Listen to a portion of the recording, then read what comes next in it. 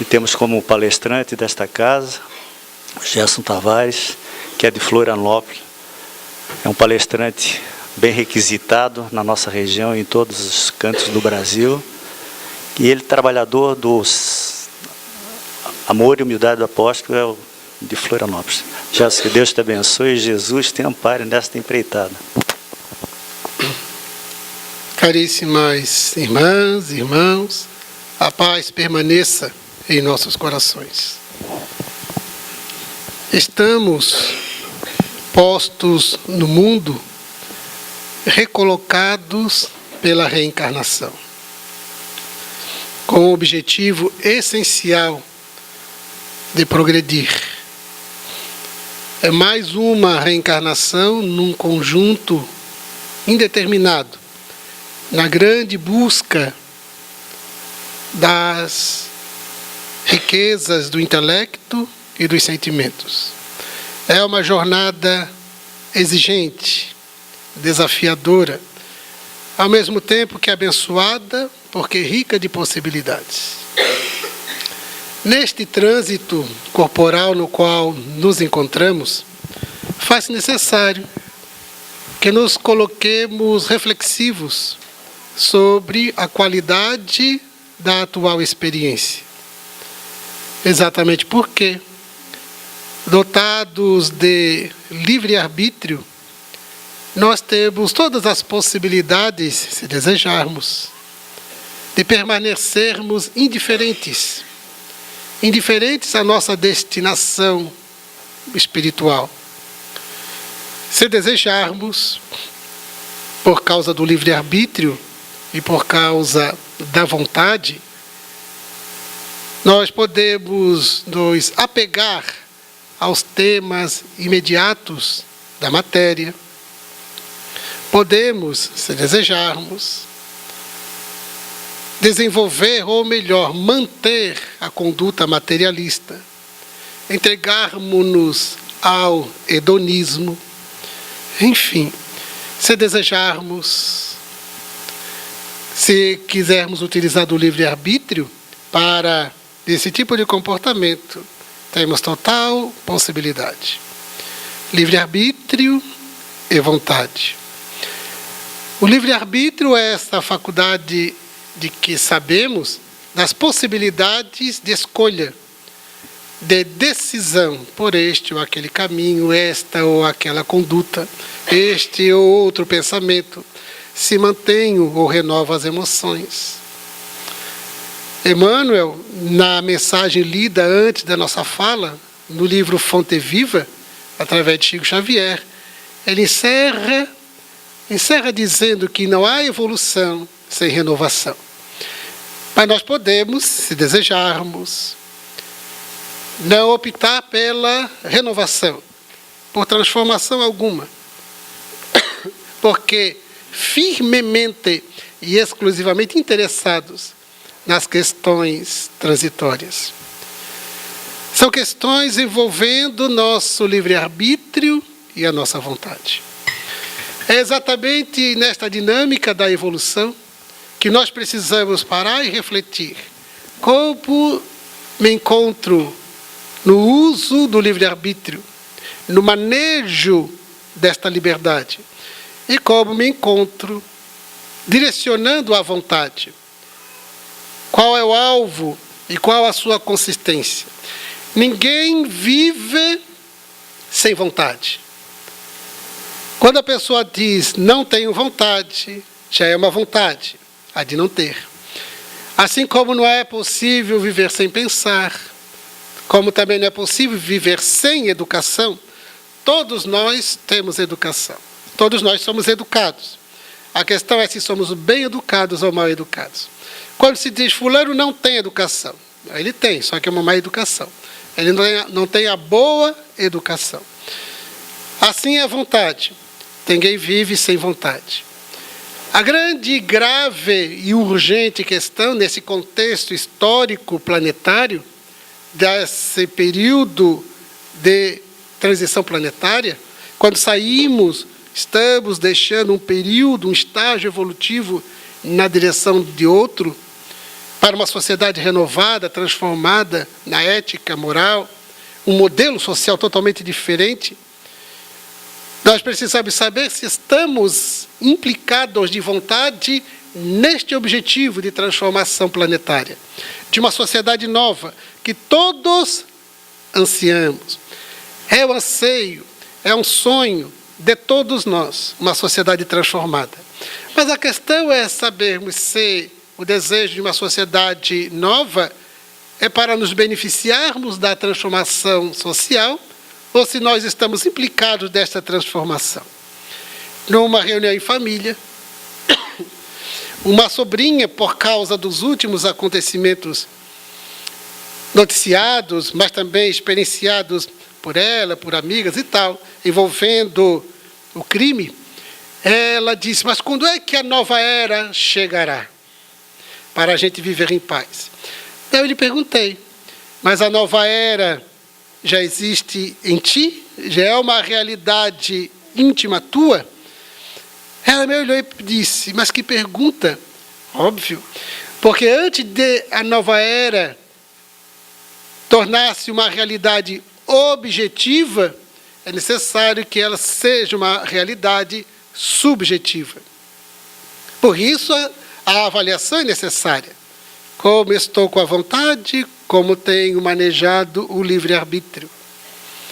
Roberto Assadioli, psicólogo italiano, pai da psicossíntese, ele diz, num excelente exame que ele faz sobre a vontade, no livro Ato de Vontade, ele diz que a vontade precisa passar por 3 dimensões. A primeira dimensão é sabermos que a vontade existe. E todos nós sabemos, a vontade existe. Nós, de quando em vez, no senso comum, falamos que é necessário ter força de vontade, que é fundamental a vontade para as conquistas variadas. É preciso ter muita vontade, muita garra para se tornar um hexacampeão. Ou seja, a vontade existe. É fundamental que o indivíduo esteja consciente de que a vontade existe. A outra dimensão importante, diz Assadioli, é ter uma vontade. Todos nós aqui, acredito, sem exceção, temos algumas vontades. Mas ela não é suficiente. Porque aquele que tem pode deixar de ter. Porque o fato de ter não é a solução. Tenho pessoas amigas que têm a vontade de perder alguns quilos por razões estéticas, de saúde, vão ao endocrinologista, a nutricionista, e voltam com uma lista muito interessante, muito rica de orientações, trabalhando a reeducação alimentar, para que o indivíduo não cometa as posturas extremas de determinados tipos de dietas que mais conduzem o indivíduo para o hospital do que exatamente promove um bem-estar e um bem para o corpo, para a sua estética, para a saúde. Como um amigo disse, eu faço a dieta do alface, como tudo menos o alface. Mas ele tem vontade. Então veio da nutricionista com todo um elenco redigido, impresso, e coloca na geladeira presa a um imã e esquece. Pode começar, mas nas semanas seguintes, porque o processo de reeducação não é algo simples, porque nós precisamos nos descondicionar de hábitos, de vícios, para assumir um outro condicionamento. Isso requer muita disciplina. Para parar de fumar, de beber, para desenvolver o hábito do estudo, da leitura, de atividades físicas.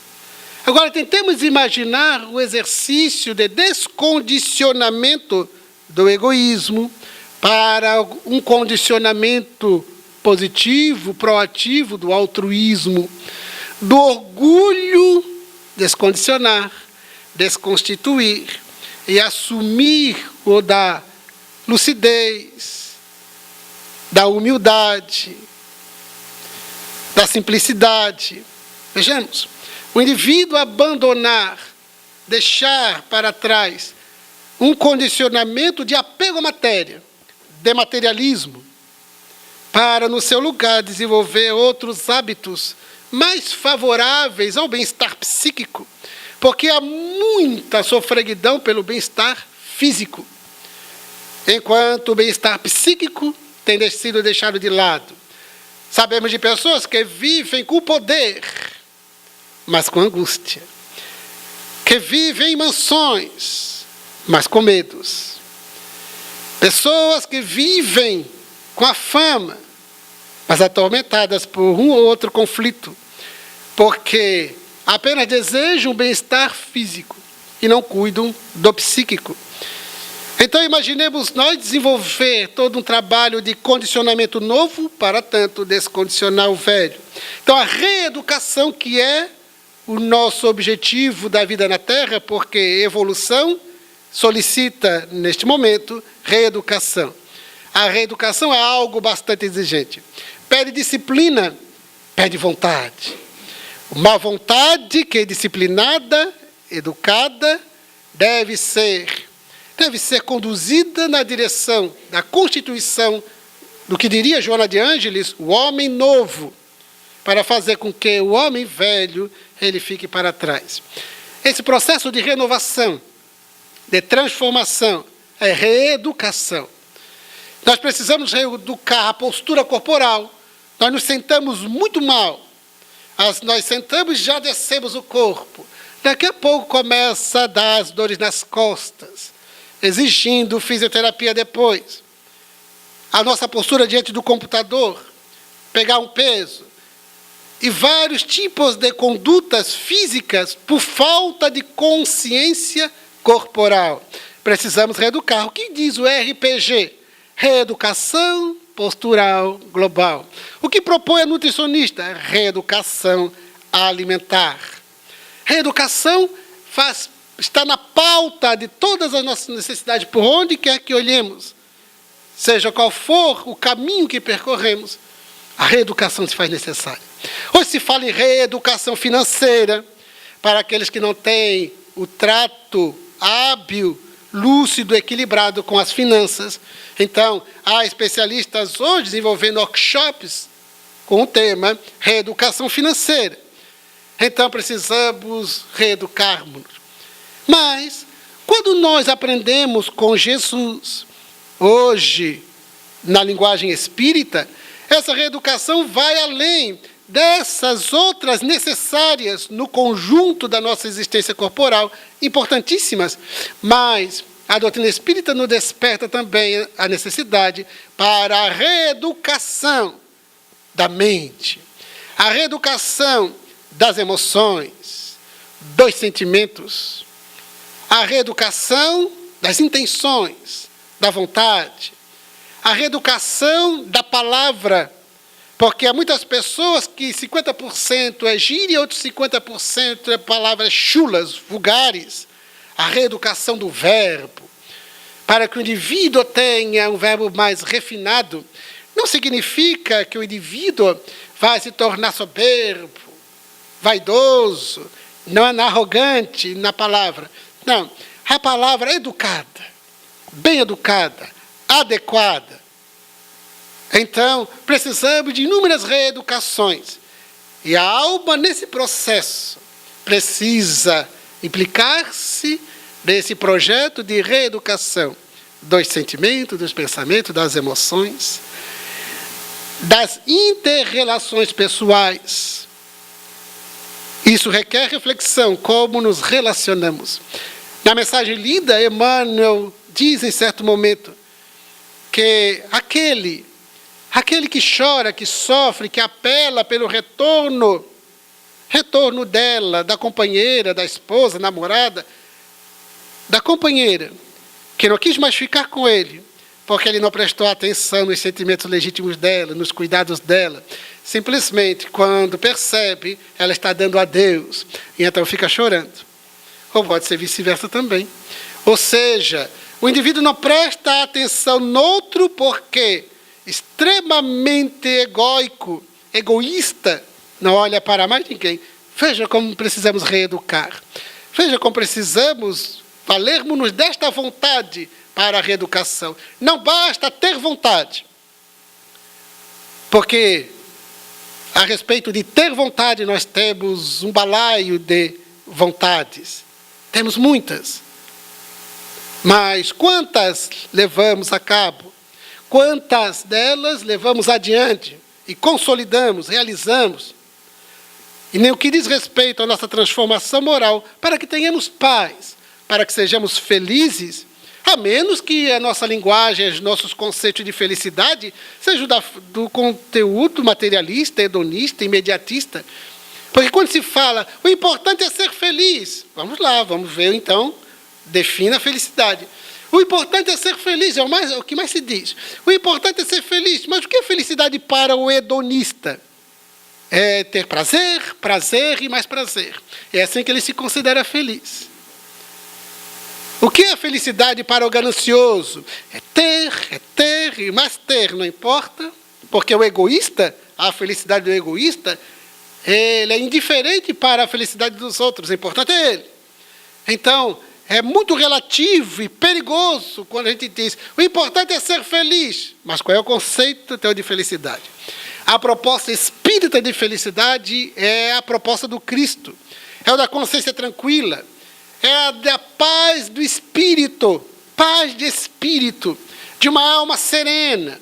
Para eu constituir uma alma serena, para eu ter paz de espírito, consciência tranquila, é fundamental que eu observe regras de comportamento, moral, ética, que eu me transforme. Porque enquanto eu estiver condicionado ao egoísmo, ao materialismo, ao hedonismo, eu posso conquistar o mundo, mas permanecerei ainda insatisfeito, angustiado. Porque o indivíduo está sempre renovando as conquistas quando elas são superficiais, quando elas são materiais. Depois de fruir um prazer, já sai a cata do outro. Quando a gente percebe, a vida é um tédio, porque o indivíduo já fruiu de todos os prazeres. Ele já conquistou todas as coisas materiais. Então a vida se torna um tédio, uma grande angústia. Então ele foge para os vícios espetaculares, foge para o álcool, para os variados tipos de drogas, nessa tentativa de escapar de si mesmo, porque não está bem. Tudo isso trabalhando, manejando, articulando o seu livre-arbítrio, porque nós podemos fazer tudo isso porque somos livres. Então, diz a Sadioli, a segunda dimensão é ter uma vontade. Eu tenho a vontade de progredir, eu tenho a vontade de ser feliz, ou eu tenho a vontade que tudo se solucione para mim, enquanto eu permaneço a mesma pessoa. Ontem fiz uma palestra no norte da ilha, em Florianópolis, é um anfiteatro. Então, a gente consegue observar melhor as pessoas pela disposição das cadeiras, dos assentos. E então a gente consegue observar as pessoas e nota aqueles que estão realmente acompanhando, os que estão prestando atenção, os que estão ali esperando a hora do passe. É uma instituição, as pessoas recebem uma senha para o passe, para manter a ordem, para aquele que chega o primeiro na casa, então ele tem direito de ser o primeiro a tomar o passe e tal. E então, a gente percebe aquele que está louco para que a gente cale, para ele tomar o passe que vai salvar a sua vida. Vai curar todas as suas mazelas, seus problemas financeiros, a sua dor no estômago, e todas as questões familiares. A gente percebe a forma como se olha, né? A forma de desprezo, ou seja, e a gente fica pensando, está aqui agora, mas já foi lá na cartomante, já foi lá no pajé, já esteve lá no candomblé, já esteve no psiquiatra, já esteve lá naquele movimento esotérico, já esteve lá naquele que diz que recebe espíritos de Marte, já esteve em tudo. agora veio no centro espírita porque é uma das últimas cartadas. E daqui segue para outro. Porque não está com vontade, ele não tem a vontade de se transformar, ele tem a vontade de que as coisas se resolvam. De cima para baixo. Que aconteça um milagre.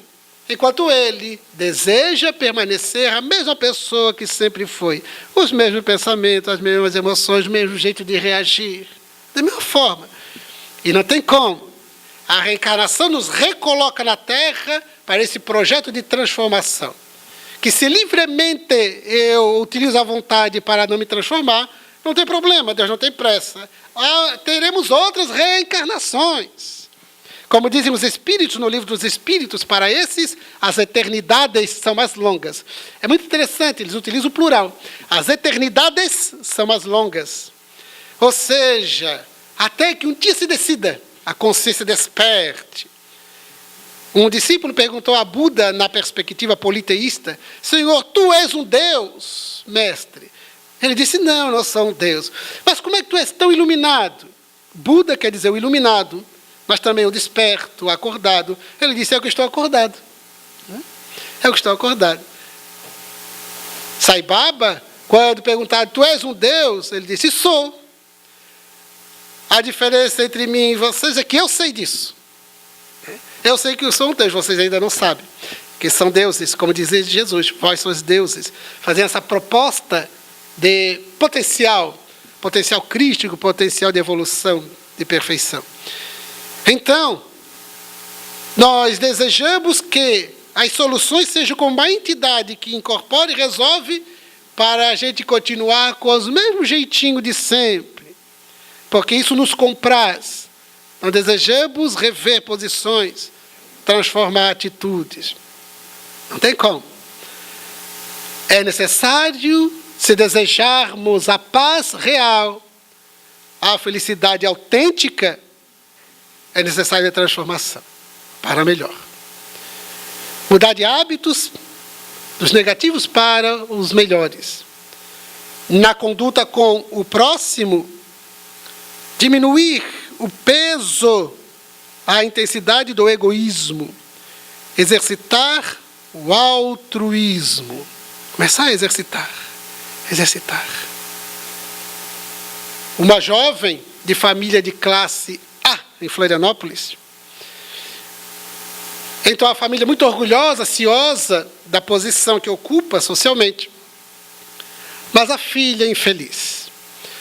E então, valeram-se de todas as possibilidades de psiquiatra, de psicólogo e tal, mas como não desejava acompanhar nenhuma orientação da psicoterapia, porque a psicoterapia, quando a gente encontra um terapeuta com o qual formamos vínculos, porque se não tiver vínculo, não dará resultado.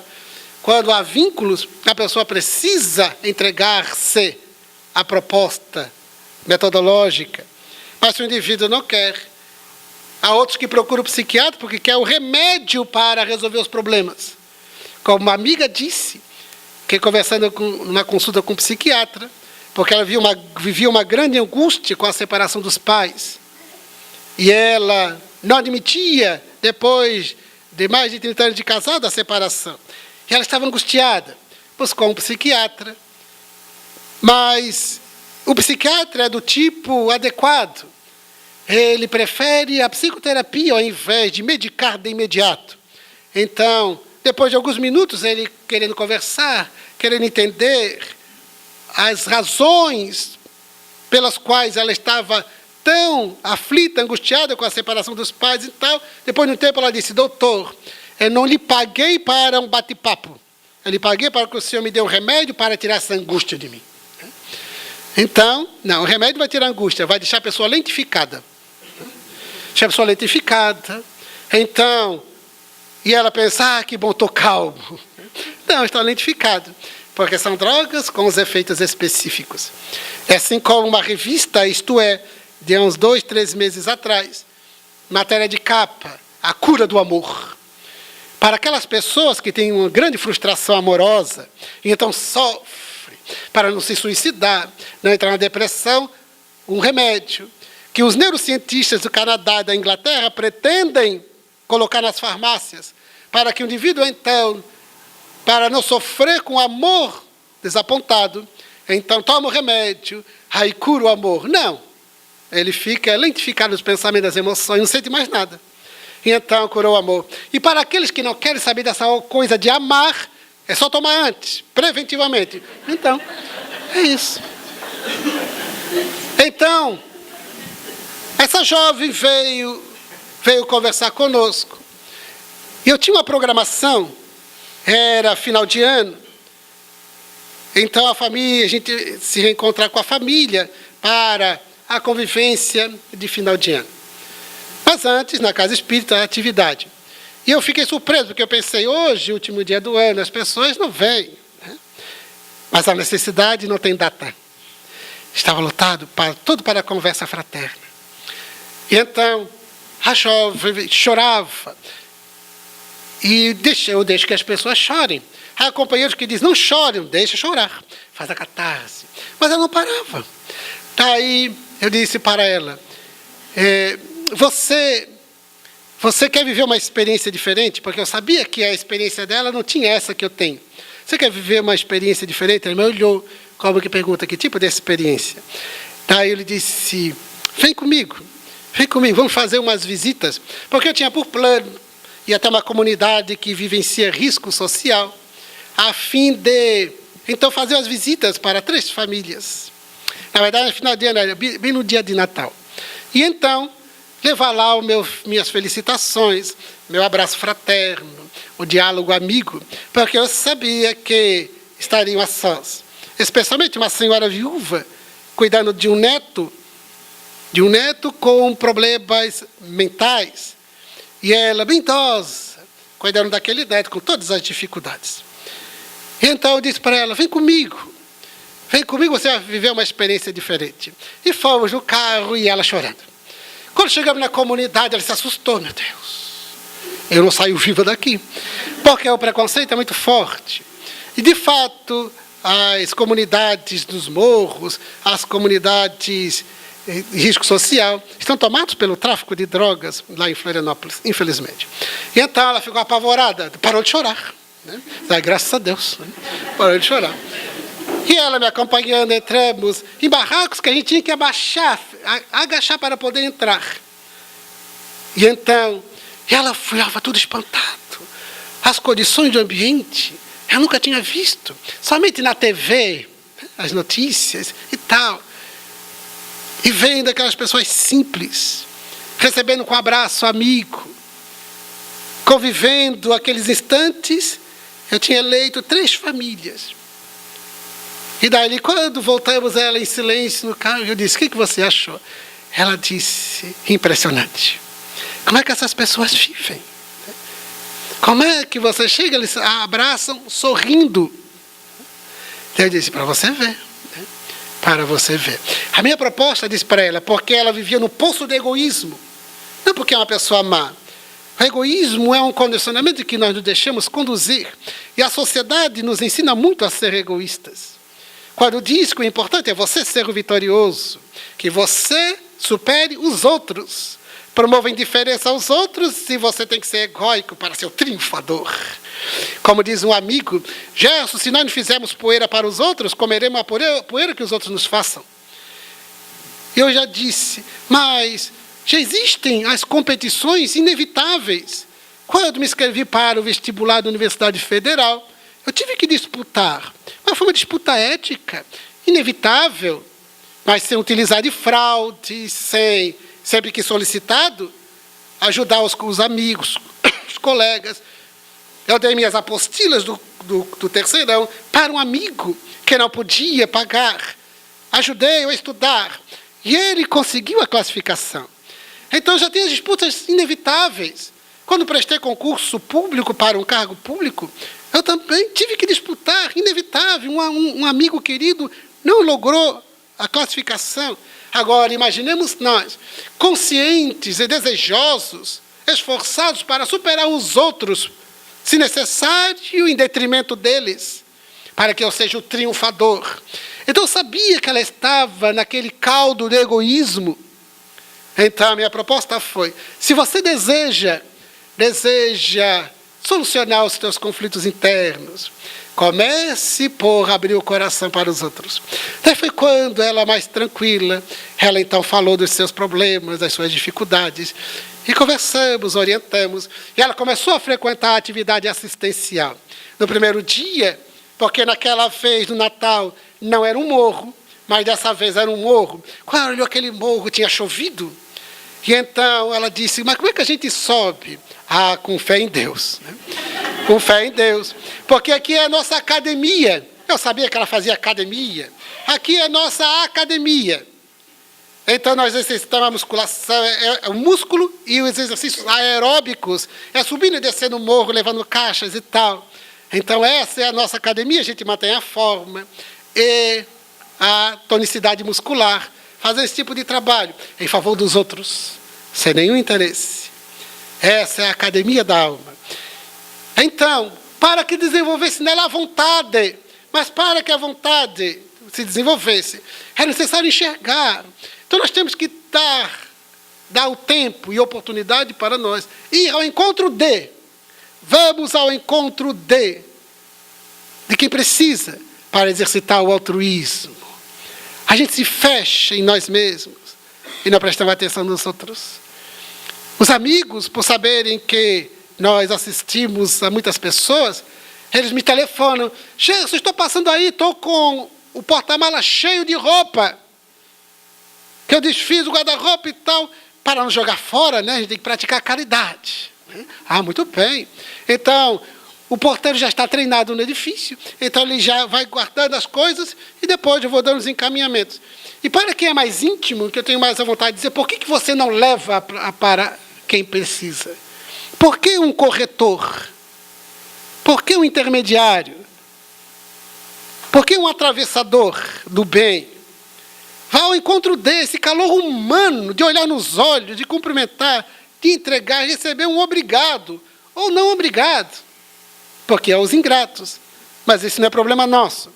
Esse calor humano.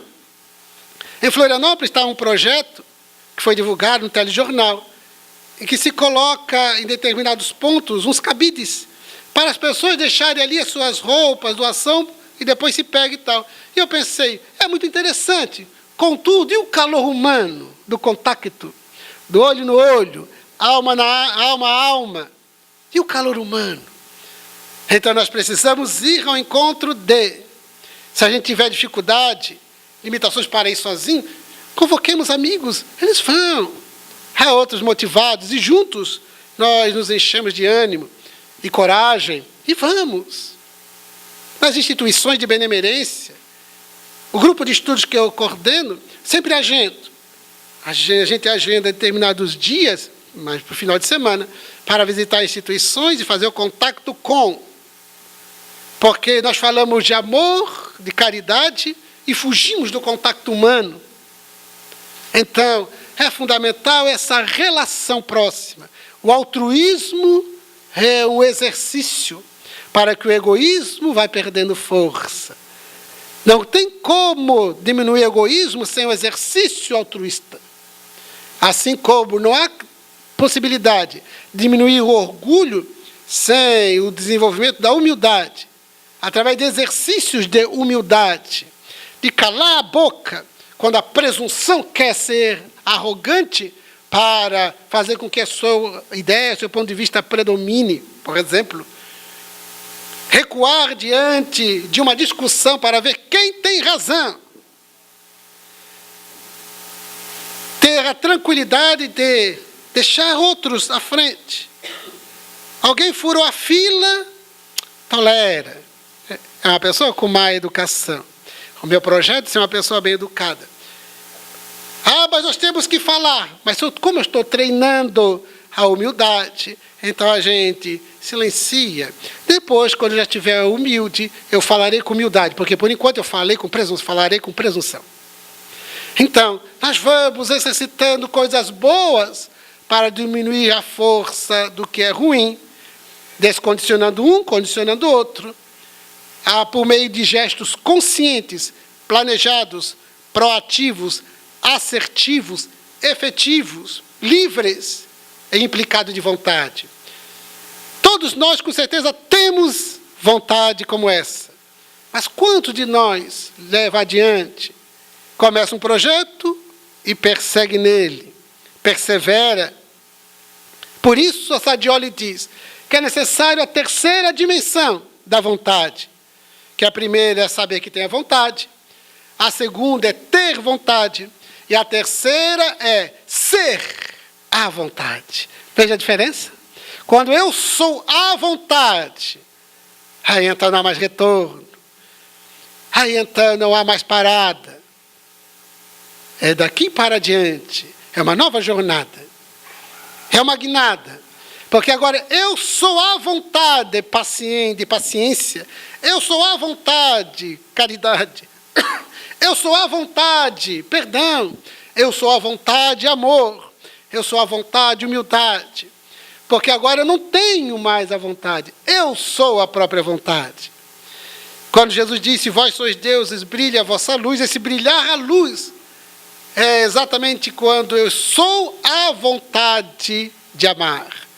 Então eu sou o próprio amor, eu sou a própria luz, eu sou o próprio Deus. Ou seja, a vontade, eu sou a vontade.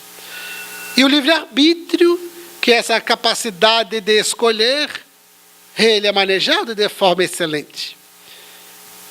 Exatamente porque o livre-arbítrio nós vamos perdendo aos poucos, na medida em que eu me torne dependente dos condicionamentos. É o que Buda chama o sofrimento pelo condicionamento. O indivíduo condicionado a qualquer tipo de vício, percebe como se perde a liberdade? Se perde a liberdade, porque agora ele está dependente. Quando nós desenvolvemos valores superiores, nós não ficamos dependentes. Nós ficamos suaves e seguimos fluindo com tranquilidade. Livres, ainda mais livres. Ainda mais livres. Conversando ontem em família, com a notícia de pessoas muito queridas, mas que de uns anos para cá, a vida se tornou o que eles mesmos classificam como um inferno. E eu conversava com a minha mãe, com a minha irmã, dizendo, nada disso precisaria estar acontecendo. Nada disso. Tudo por causa de uma escolha. A escolha de enriquecer rápido. Sem ética, defraudar, de enganar, de ludibriar. Então, nos primeiros tentames, nas primeiras experiências, deu certo. Logo em seguida, mais outra, repetiu, deu certo. E o indivíduo vai se condicionando e vai se deixando levar pela fantasia, quando um dia descobre, então a casa cai, como se diz popularmente, e fica o profundo sofrimento.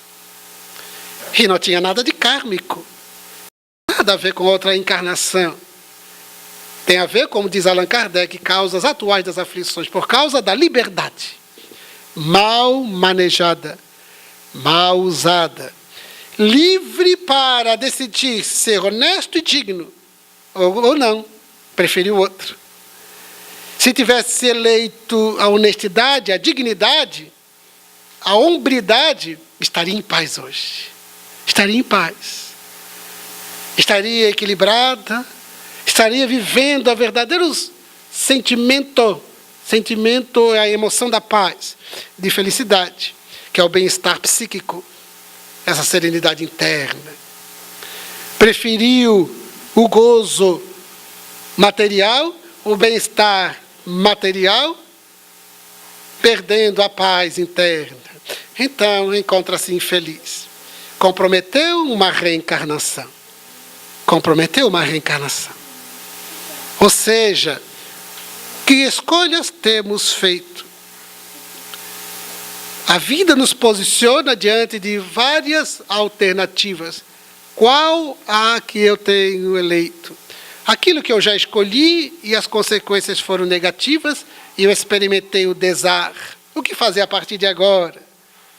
Um senhor, depois de uma palestra, aparentando os 70 anos, ele disse com os olhos em lágrimas, eu fiz coisas no meu passado e que hoje estão apresentando as consequências. E baixou a cabeça. Então ele disse: erga a cabeça, encare a realidade como ela é, com coragem e com humildade. Porque é necessário ter humildade para reconhecer o erro, o mal do que foi autor. A coragem para enfrentar e a perseverança para superar, através de uma reeducação moral. Alguns preferem tombar na depressão, outros fugir para variados tipos de vícios, outros escapulir pelo suicídio, outros fazer de conta que nada aconteceu. Quando nós podemos e devemos trabalhar o esforço de renovação, de reeducação, ser à vontade de transformação. Então não percamos tempo nessa jornada exigente e desafiadora. No manejo de vontade e do livre-arbítrio, 3 são as perguntas que devemos fazer sempre. A primeira: eu quero. A segunda: eu posso. E a terceira: eu devo. São 3 questões essenciais. Porque nem sempre o que eu quero, posso. Nem sempre que posso, devo. Nem sempre que devo, posso. Mas é fundamental, dentro dos valores morais que se encontram na consciência, porque são as leis de Deus, nós estamos implicados daquilo que devemos. Porque estaremos, muitas vezes, em situação em que eu quero uma coisa, mas a consciência diz que eu devo outra. Qual que eu escolho? Qual eu escolho? Aquilo que eu quero ou aquilo que eu devo? Então, quando eu já estou dedicado ao projeto de transformação moral, quando eu percebo que o que eu quero é desaconselhável, significa que esse é o meu nível evolutivo. Esse é o meu nível evolutivo. O que eu quero está marcado, assinalado de profundo egoísmo. O que eu quero é devassidão. O que eu quero não passa de materialismo. O que eu quero é criminoso. O que eu quero é desleal, é imoral. O que eu quero? Porque o indivíduo está fazendo um trabalho de autoconhecimento, se ele deseja transformação moral. Como ele fez a pergunta: eu posso? Posso. Posso, está disponível. Agora, eu devo. Quando a consciência diz: não deves. Então o indivíduo segue o que a consciência diz: não deve. Até que um dia, o que eu quero é exatamente aquilo que eu devo. O que eu não quero é exatamente aquilo que eu não devo. Quando há essa harmonia entre o querer e o dever, nós poderemos estar vivendo o momento de aquilo que eu quero, não devo. Paulo de Tarso viveu essa experiência. Está nos Atos dos Apóstolos, que ele dizia assim nas suas preces a Jesus: Senhor, tudo o que eu quero, não faço. Tudo o que eu não quero, isso eu faço.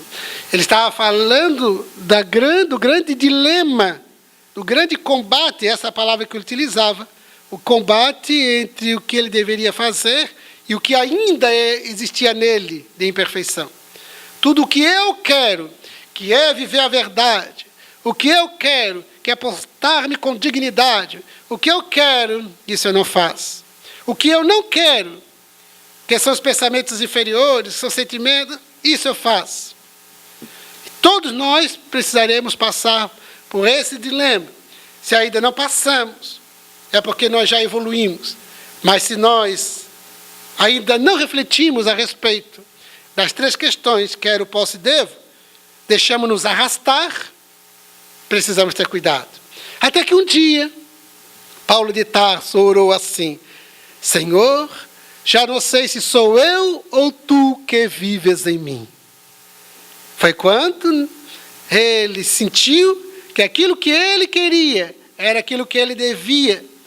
Dever e o querer, em homeostase, ou seja, em equilíbrio. É quando nós já estamos convictos e certos, e não há mais retorno. Façamos esta avaliação a respeito de diversas circunstâncias da existência, uma oportunidade da qual eu posso tirar uma vantagem em prejuízo de alguém, ou então que eu possa obter favores desconsiderados pela ética, desaconselhável moralmente. E então, porque eu quero e posso, porque está ao meu alcance, o indivíduo não pergunta, devo? Quando a questão é, eu devo? Eu até quero, como eu queria, mas não devo. E o indivíduo se esforça. Allan Kardec faz essa pergunta no Livro dos Espíritos. Quando a pessoa ela está inclinada numa direção, e quando ela sabe que é um erro, e ela se controla, os Espíritos dizem, isso denota evolução. É um ponto positivo. Mas se o indivíduo tem vontade, deseja, intenciona, e não realiza por falta de oportunidade, os Espíritos dizem, com essas palavras, é como se tivesse praticado. Porque só faltou a oportunidade. Então, essa reflexão ética, moral, eu quero, posso, devo, até que um dia não precisamos mais fazer essa reflexão, esse trabalho de discernimento, porque já está nesse equilíbrio entre o querer e o dever. É quando a consciência está desperta. Está desperta. Como disse Buda, eu estou acordado. Quando nos encontramos acordados para a verdade e para a destinação gloriosa, então não há mais conflitos entre o querer, o poder e o dever, porque já há um equilíbrio. Aquilo que eu quero é exatamente aquilo que eu devo. Não preciso mais refletir, discernir e colocar-me na prática daquilo que eu devo, quando eu queria outra coisa, porque isso requer muita disciplina e precisamos nos disciplinar. É o indivíduo que não pode consumir o doce por causa do diabetes, como a esposa o marido de uma conhecida, um senhor já idoso, ela procurando um ambiente social, uma festa, preocupada, porque sabia que ele era muito peralta, onde estava ele, porque muitos docinhos e tal, foram encontrar embaixo de uma mesa escondido comendo brigadeiro. Por quê? Porque ele sabia que não devia consumir, mas ele queria. E como estava ao alcance, ele podia. Mas quando ele deveria se disciplinar, não devo, então não devo. Não devo pelo bem do meu corpo. Então ele disciplina a vontade, até que, condicionado conscientemente, ele já não terá mais esse conflito. É assim nas coisas morais, relacionado ao perdão, relacionado à dignidade moral, ética, nas relações interpessoais, na dinâmica conjugal, enfim, em todos os lances da vida na Terra. Por isso, o livre-arbítrio e vontade devem ser muito bem refletidos por nós, monitorados conscientemente. Não façamos com que a vida ela flua sem a reflexão nossa. Fala-se muito hoje em psicologia em tempos fluidos, em tempos líquidos, querendo fazer a comparação com uma água que ela escorre por entre as mãos. Assim são os tempos atuais. A família, ela já não tem mais a característica da família nuclear, pai, mãe e filhos. Exatamente porque hoje se diz a família ampliada, porque são tempos líquidos. Fala-se em casamento homoafetivo, porque são tempos líquidos, não se segura mais nada, não se controla mais nada. A emancipação feminina, que segundo os Espíritos, no Livro dos Espíritos, é uma marca do progresso da humanidade. A emancipação da mulher tornou esses tempos ainda mais fluidos, líquidos, avançam para adiante, para todos os lados, sem poder deter, mas requer avaliação. Solicita acuidade. Pede que o indivíduo pense, repense sobre todos os lances, para que essas variadas direções não comprometam a nossa reencarnação. Como estou conduzindo a minha existência, como estou manejando o meu livre-arbítrio, como se encontram as minhas vontades, como eu tenho trabalhado nisso tudo.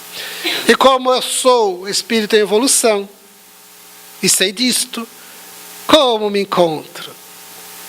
Como estou no meu projeto de evolução, de transformação moral? São questões que precisamos fazer.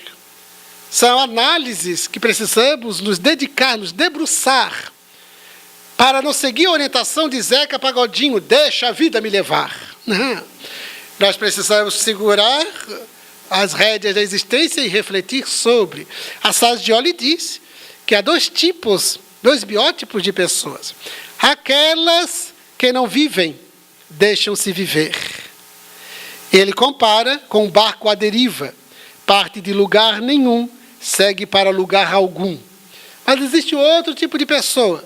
Aquelas que, ao invés de deixar-se viver, vivem conscientemente. Autoconsciente. E estão no barco, com a mão no timão. O leme adequado, portanto, as velas içadas, fazendo com que aproveite a direção dos ventos para ir na direção, para a meta estabelecida. Porque é uma jornada consciente. Parte de um lugar definido com destino a um lugar definido. A nossa existência deve se encontrar assim, onde me encontro com a minha situação psicológica, emocional, moral, espiritual, para onde eu devo seguir a partir de agora. Há muitos que contabilizam apenas problemas, desaires passados e presentes. Daqui para frente, como será? Há pessoas que vêm conversar conosco sofrendo porque lhe fizeram isso, deixaram de fazer aquilo. É o pai, é a mãe, é o marido, é a esposa, os filhos, amigos. E então a questão é, bem, fizeram tudo isso?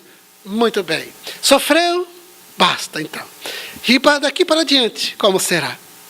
Será de amargura, de mágoas, ressentimentos, ódios? Ou será de um novo projeto, de libertação de tudo isto? Vamos sempre ser as vítimas. O indivíduo sempre se colocar na condição de vítima, de infeliz. Me infelicitaram, me fizeram sofrer, por isso eu estou assim. Não. Daqui por diante, como será? Como diz Jean-Paul Sartre, não importa o que fizeram comigo, o que importa é o que eu farei com o que fizeram comigo. Sabedoria, portanto. Fizeram isto? Muito bem. O que você vai fazer a partir de agora? Com isto que te fizeram, ou que te deixaram de fazer, que você tinha expectativa. Segue adiante.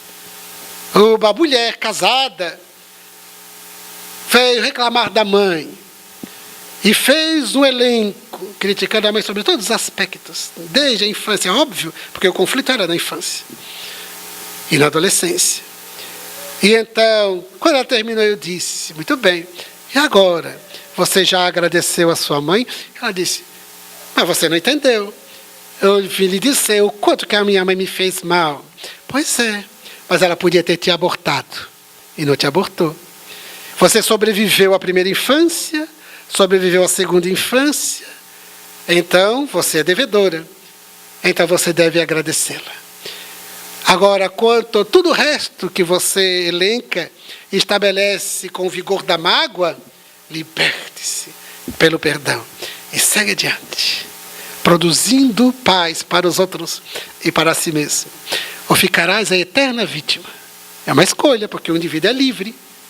É livre para ser a vítima eterna. Eu quero ser vítima. Eu posso ser vítima, embora não deva, mas eu quero ser vítima. Para atrair a pena dos outros. Não tem nada pior uma pessoa que gosta que os outros sintam pena dela. Não tem nada pior. Então, eu quero ser a vítima.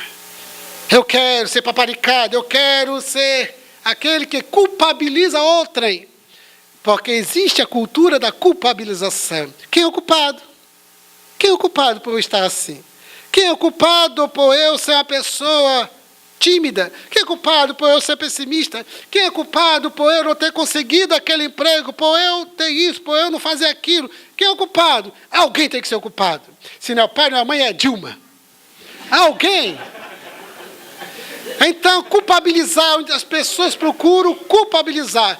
nem culpabilizar, nem se vitimar, libertar-se para ser feliz. O que nós temos feito do livre-arbítrio? O que temos feito da vontade? Porque são questões de livre-arbítrio e vontade. Somos livres e temos vontade. Qual a direção que estamos dando às nossas existências? O que pretendemos? Como pretendemos estar depois da desencarnação? Não é fazer apologia da morte, não. Nos projetar. Como eu quero estar depois da desencarnação? O espírita sempre põe os olhos no futuro e não no passado. Como eu pretendo estar daqui a 10 anos, se eu ainda estiver encarnado? Se eu estiver desencarnado? Se eu desencarnar hoje, pergunta Joana de Ângeles, se você desencarnar hoje, como estarás na outra dimensão da vida? Como? Com mágoas? Como te projetarás no mundo espiritual desencarnado? Vítima? Continuar a culpabilizar outro para se tornar um obsessor? Desencarnando hoje, nós estaremos marcados pela mágoa, pelo ressentimento, pela inércia? Desencarnamos em depressão, porque a depressão da alma continua.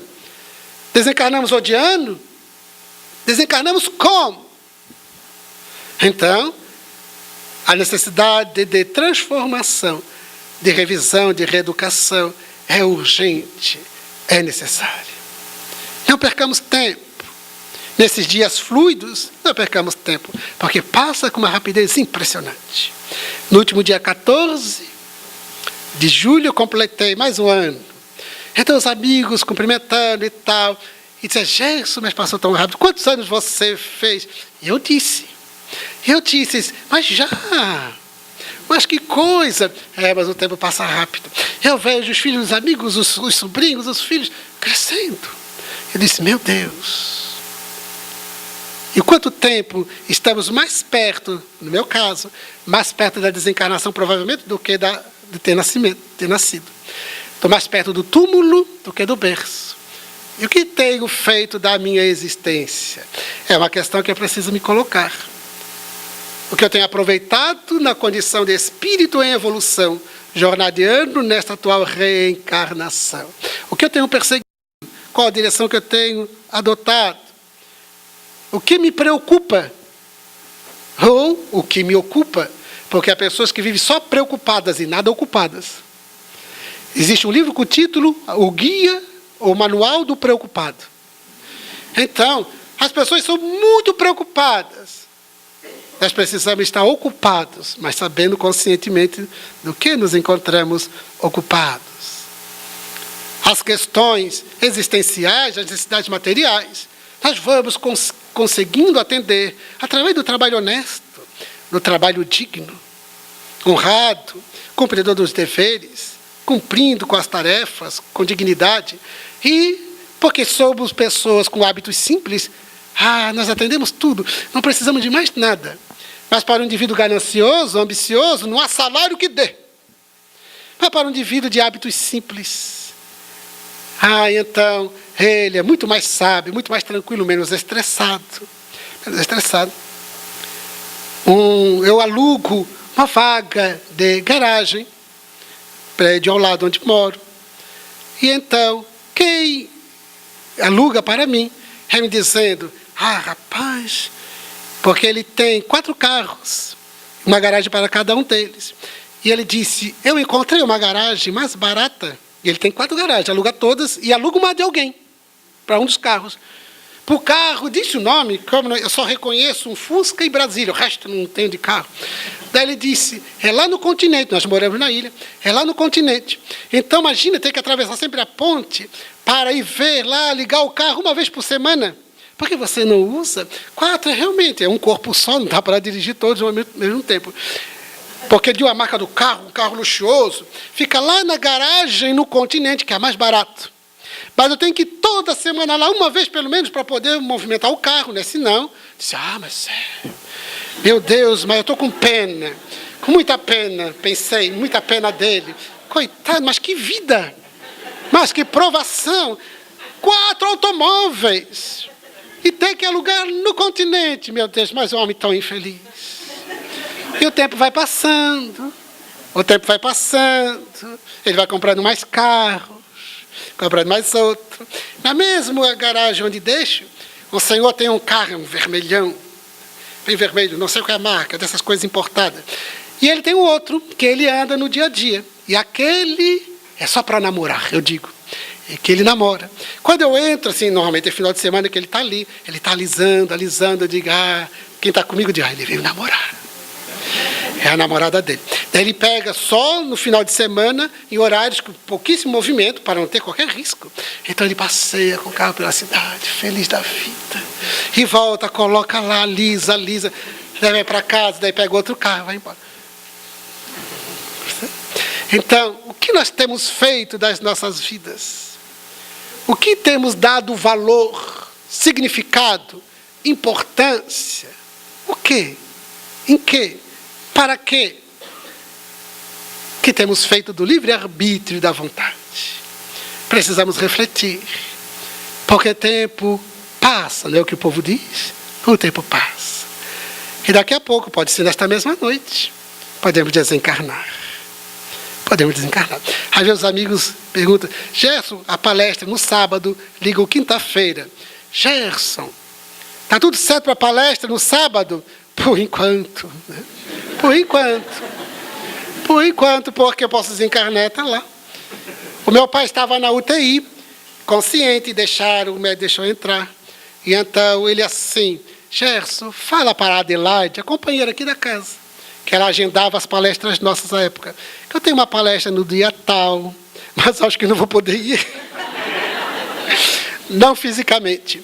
E realmente não pôde. Desencarnou naquele final de semana. Ou seja, porque assim é fluido. Mas ele vive no mundo espiritual. E essa segurança nos dá tranquilidade e equilíbrio. Para que a gente não se revolte com nada. E não tema nada. Na sexta-feira última fizemos um encontro em Florianópolis só com trabalhadores espíritas. E então nos pediram um tema específico. E eu perguntei para os companheiros todos espíritas, trabalhadores. Então, ele disse, o espiritismo nos retira todas as dúvidas. Alguém tem dúvidas? Há alguma dúvida? Com alguma coisa? Porque se há alguma dúvida, nós não somos totalmente espírito, porque o espírito não tem mais dúvidas. E não tem mais medos. Há algum medo? Que medo? Qual é o medo que se tem?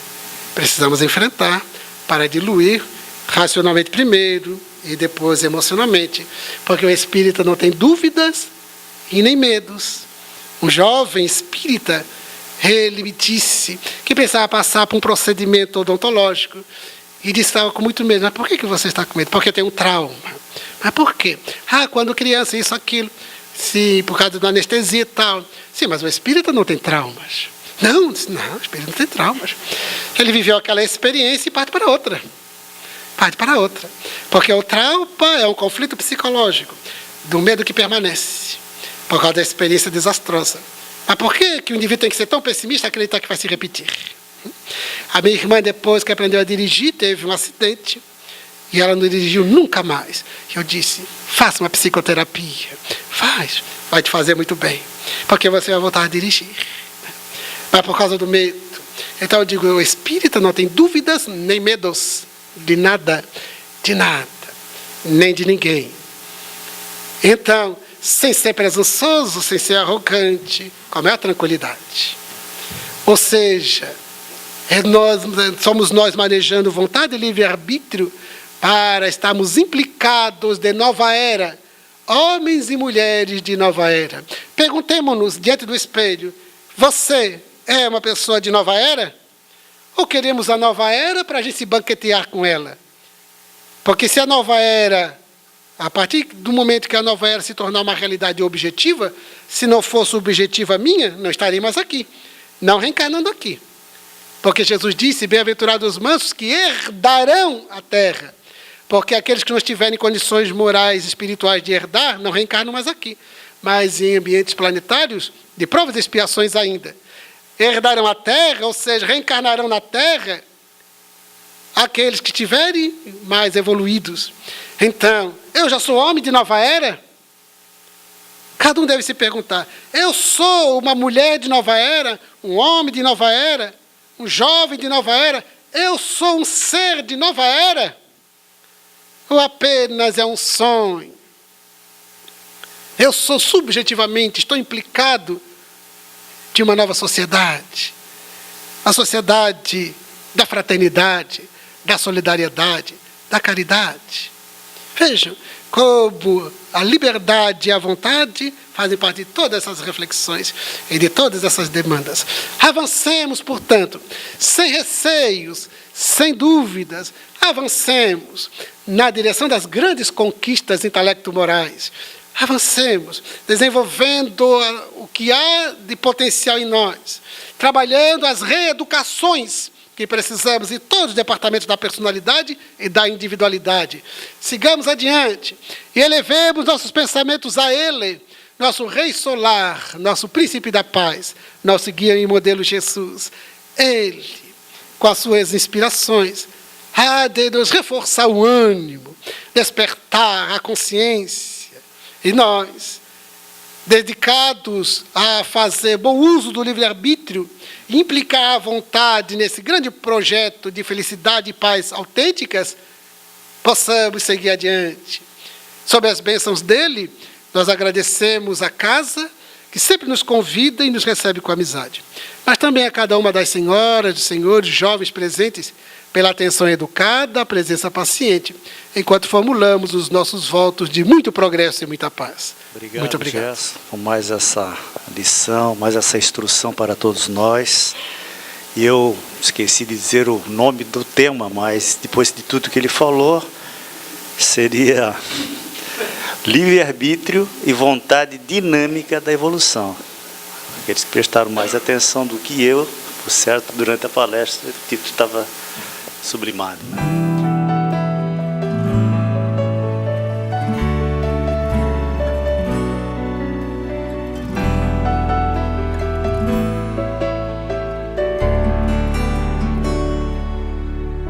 Se a gente seguisse o seu caminho, seria feliz. Se a gente ouvisse os seus conselhos, seria feliz. Se fosse manso como ele, seria feliz. Tinha mais coragem e determinação pra mudar. Se a gente compreendesse mais o que ele deixou, seria caridade e paz, amando o amor. Não ia mais ficar chorando, nem se lamentar. Quem seguir o seu exemplo vai se iluminar. Quando acusados ou amor, caluniados ou perdão, quando traídos ou a luz do coração, quando atacado ele sorriu, elogiado ele nem viu. Meu irmão Chico, nossa eterna gratidão. Quando acusados ou amor, caluniados ou perdão, quando traídos ou a luz do coração, quando atacado ele sorriu, elogiado ele nem viu. Meu irmão Chico, nossa eterna gratidão. Se a gente seguisse o seu caminho, seria feliz. Se a gente ouvisse os seus conselhos, seria feliz. Se fosse manso como ele, seria feliz. Tinha mais coragem e determinação pra mudar. Se a gente compreendesse mais o que ele deixou. Seria caridade e paz, a mão do amor.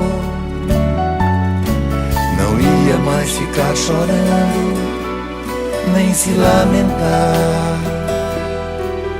Quem seguir o seu exemplo vai se iluminar.